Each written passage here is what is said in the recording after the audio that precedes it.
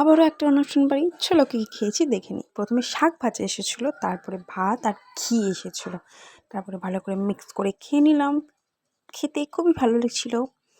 তারপর এখানে মা বোনেরা তারপরে দিয়ে গিয়েছিল শুক্তোটা অসাধারণ খেতে ছিল, ভীষণ সুন্দর ছিল। তারপরে ভেজ ডাল আর তার সাথে বেগুনি ছিল। দেন তারপরে চলে এসেছিলো এঁচোড় চিংড়ি, পুরো একদম মাটনকে ফেল করে দেবেন। তারপর এখানে ছিল পনির আর এখানে কাতলা মাছ ছিল। প্রত্যেকটা রান্না ভীষণ সুন্দর ছিল, ভীষণ। আমি তো আবারও পনির নিয়ে নিয়েছিলাম।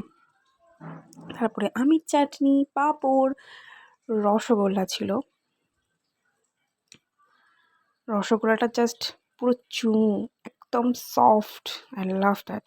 তারপরে ছিল মিষ্টি দই, তারপরে শেষ পাতে ছিল পান। অনেক দিন পর পান খেলাম।